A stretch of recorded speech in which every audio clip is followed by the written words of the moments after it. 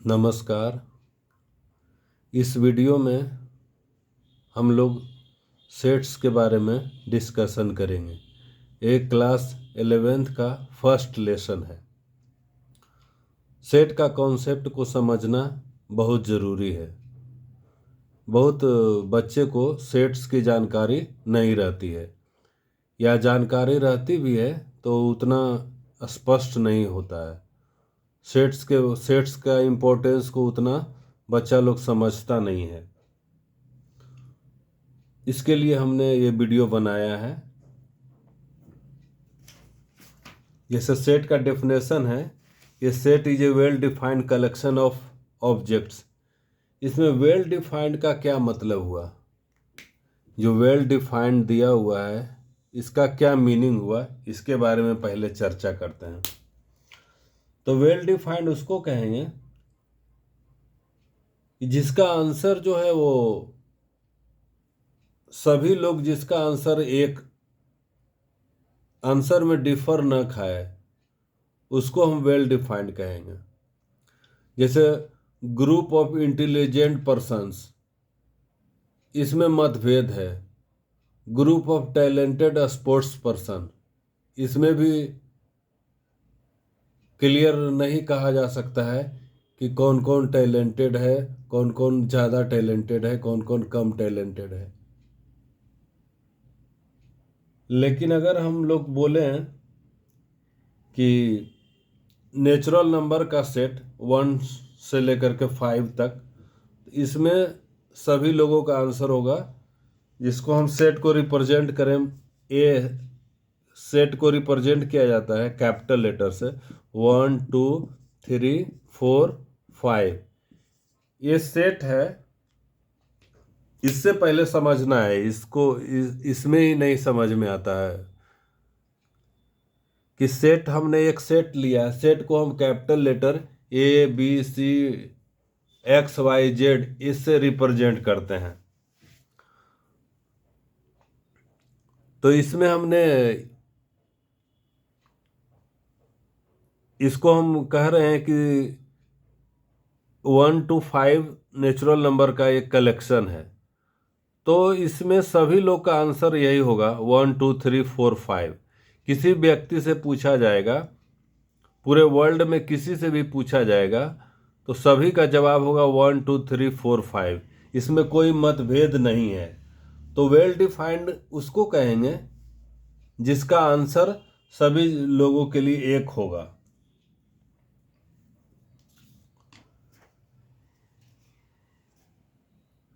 जैसे भवेल का सेट है, भवेल को हम कैपिटल V से करते हैं, उसका सेट को A E I O U,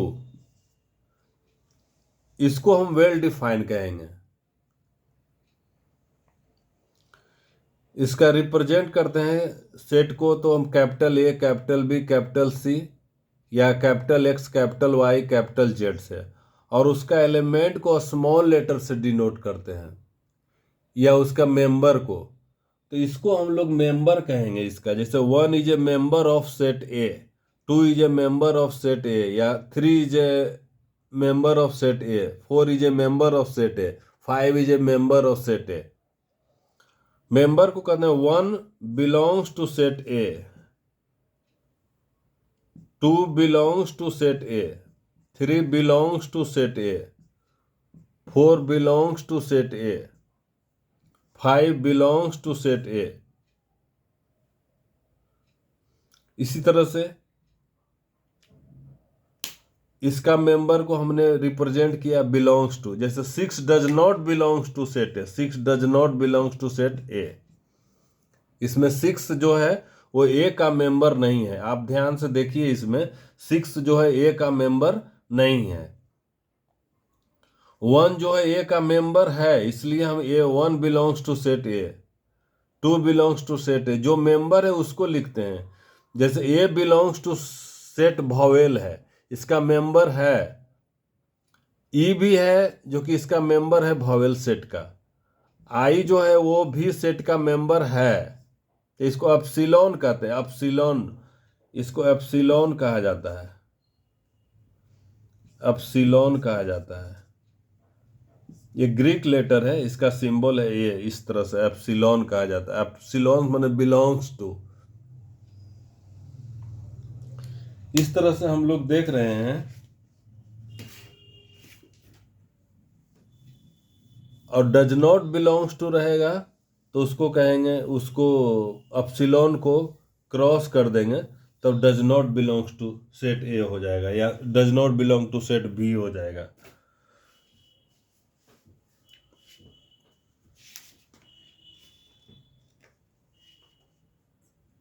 जैसे अगर हम नेचुरल नंबर सेट को कहेंगे तो एन, इसको कहेंगे 1 2 3 4 अप टू ये, इसका अंत नहीं है, इन्फिनिटी तक जाएगा ये।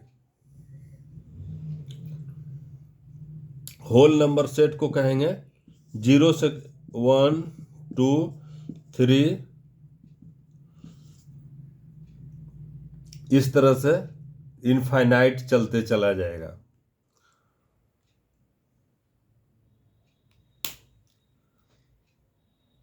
इस मेंबर को हम लोग कहते हैं या एलिमेंट कहते हैं।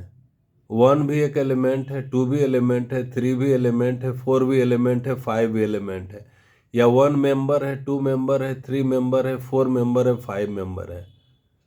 या एक मेंबर है सेट भी का, ई भी एक मेंबर है, आई मेंबर है, ओ मेंबर है, यू मेंबर है। इसको ध्यान से समझना है, बहुत इंपॉर्टेंट चीज़ है, इसलिए इस पर हम बार बार रिपीट कर रहे हैं। सेट ये इसमें मतलब कितना मेंबर है, टोटल 5 मेंबर है। इसमें भी टोटल 5 मेंबर है। इसमें इनफाइनाइट मेंबर है, इसमें भी इनफाइनाइट मेंबर है, सिर्फ 0 इसमें इंक्लूड करके होल नंबर बनाया गया है जो कि इनफाइनाइट है। अब सेट को रिप्रेजेंट करने का 2 तरीका है। एक रोस्टर मेथड है, या उसको टेबलर मेथड भी कहते हैं, और दूसरा जो है वो सेट बिल्डर फॉर्म है। जैसे अगर हम इसी को रिप्रेजेंट करें,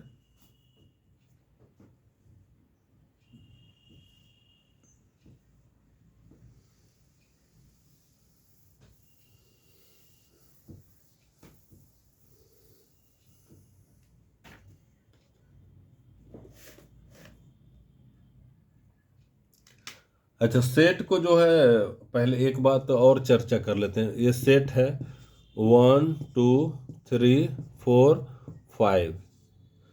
तो इस सेट को हम मैटर जो है, ये हमने जो ऑब्जेक्ट लिखा है उसको, उसका ऑर्डर इसमें इम्पोर्टेंस नहीं है। जैसे हम 1 यहाँ ले सकते हैं, 3 4 2 5, इस तरह से भी करेंगे तो वही सेट है।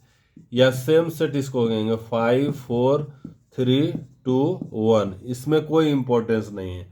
एक सेट मान लीजिए कि बी एक सेट है जो कि ए बी सी है, तो हम इसी सेट को हम लिख सकते हैं बी सी ए, या इसी सेट को हम लिख सकते हैं ए सी बी।